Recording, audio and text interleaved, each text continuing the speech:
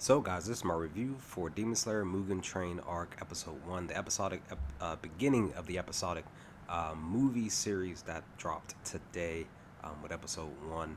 I'm going to just talk about what my thoughts per this review, per this image. I'm not going to show anything just to be on the safe side.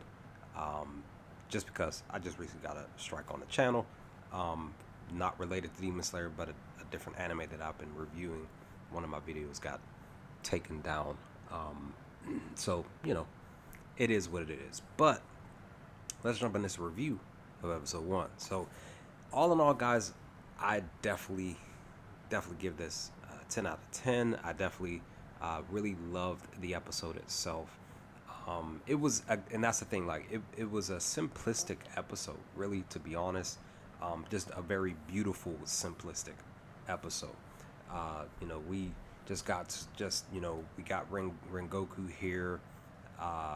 He has like an informant giving him updates on key information, because word has been going around about the Mugen Train and these missing passengers and stuff, about like 40 of them, and Rengoku is investigating the Mugen Train itself, trying to figure out where it is so he can really dive into what we're going to be walking into per episode, per the coming episodes to come, per the episodic series of the Mugen Train movie itself. With his informant giving him details about different things, they even go out to lunch together and eat and stuff like that. But needless to say, again, they are walking into trying to gain this information, and as they gain key information on where the train is, and that's the thing, like when like when Goku runs into this little girl, her name is Fuku, and her grandmother, they are bento vendors, selling these bento bean bags and stuff like that, food and stuff. He buys them from them, and sneaks on this train going back to the if I remember correctly, back to the station where the other trains are parked. And the thing about it is, guys, is that the Mugen Train isn't even that far. It's not really that far away from where they were at, or where Rengoku, Fuku, and her grandmother's. The train ride itself isn't that long. So, once one of the conductors tells, even though, like, it's funny because Rengoku, he's like I'm a vendor and this, that, and that with these bentos. I'm here to provide for the staff, and he mentions about the Mugen Train. That's when the conductor's saying, well, it's going back to the station. We're actually we took the Mugen Train and put it somewhere else, and that's where they were headed. So he ends up jumping off the train, like, and that's the thing, like, I really like that part about the episode where he jumps off the train and like jumps far out to be able to land harmlessly and silently on one of the train tracks, and heads in the direction of the station where the Mugen Train is supposed to be at. I really did indeed enjoy that spot here in episode 1. But with that, we basically find out that at this station where they're working, he even like it's funny because Rengoku, he keeps using different different occupations, and not actually saying like he's a demon slayer himself. That's we know that that's his main job, right? So he's basically telling anybody he's coming in contact with that he does something different. So again, he runs into the conductor on the train. He tells him just a vendor, blah blah blah. Then when he gets to the station, and the one mechanic guy approaches him, he's like, hey, I'm from the engineering department, and they sent me here to bring these bentos, this food for you all. So I really enjoyed that part where Rengoku wasn't just saying like I'm investigating this and I'm investigating that, like I'm looking for a demon and stuff like that. I really did enjoy that about episode 1. But once we get there, and then that's when we run into the demon itself, because one of the side characters gets almost ate by the demon, but they end up catching him in the act, and he's basically harming this kid. I believe, if I remember correctly, his name is Tatsu. If I remember correctly, because I just finished watching the episode. So, Rengoku. This is introducing us to this demon who basically has speed. He's very fast, and he's like telling Rengoku like, I'm the fastest demon. Nobody could catch me. Blah blah blah. And you can't harm me because I'm holding on to this kid while I'm running around you. So Rengoku basically was just telling him like, look, don't get too cocky. Blah blah blah. This, that, and the third. And I kind of figured, me, I'm sitting back, I'm just watching, and I'm just like, Rengoku definitely has some speed to him. We know this for a fact per the movie itself, but we know this, this is why he's telling him, don't get too cocky. That's the other thing that I liked about, Rengoku. Like he's a very humble character, right? Really enjoyed Rengoku's character here in episode 1, even in the movie. Just a really humble guy, and and of course he loves food. So, but with the demon doing this stuff, he and you could tell too, like because he brings up the bento girl, the girl Fuku, and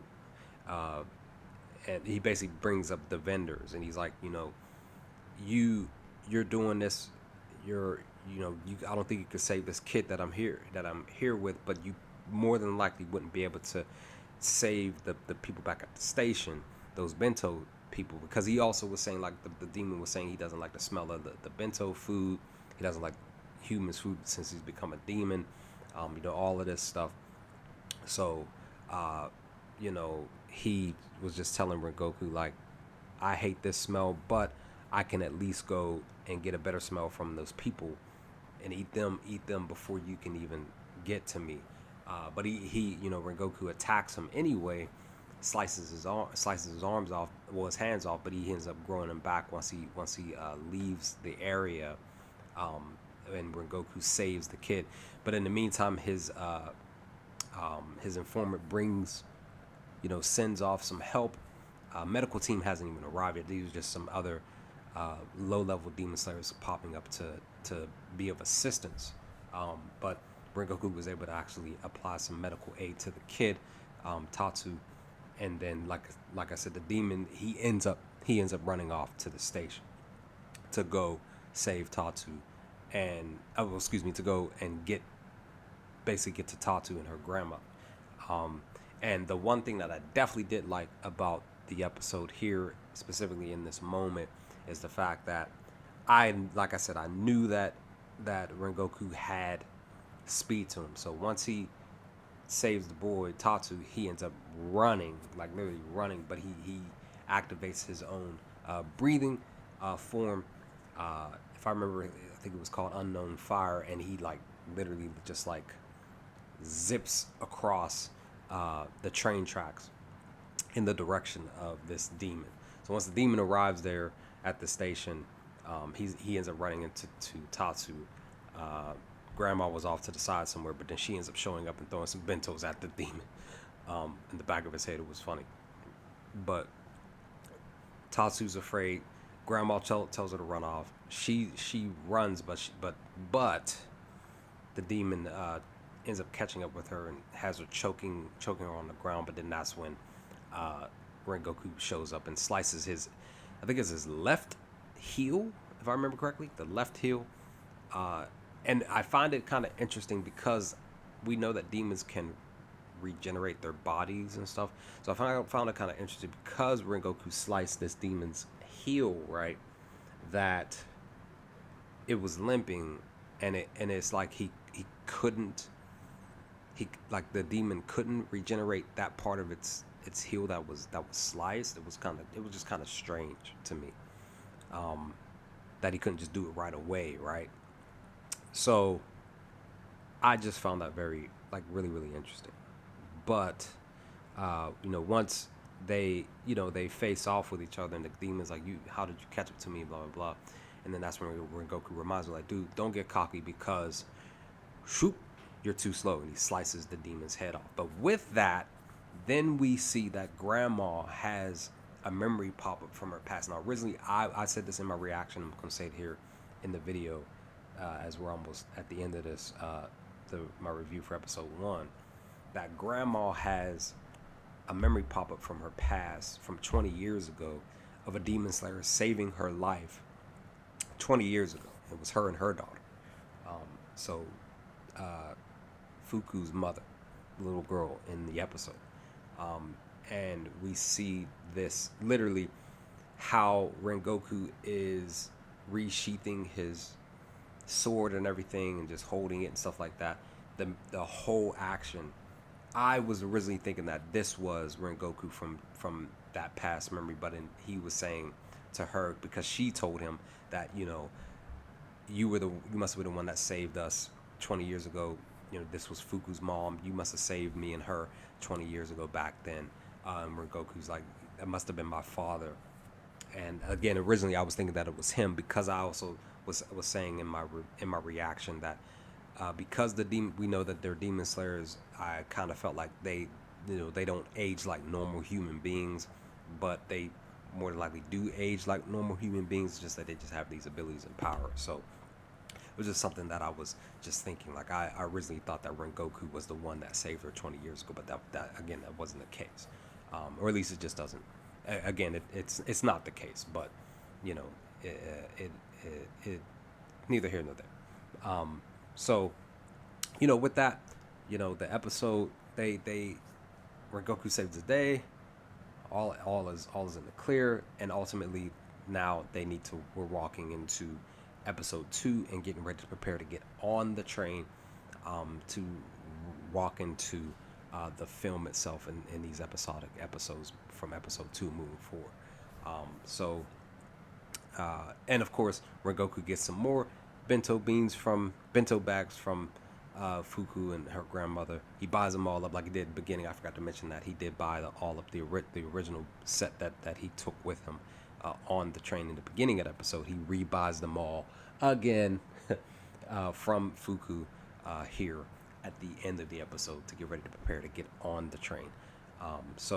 With that, guys, I really truly did indeed enjoy episode 1 of the Mugen Train arc series.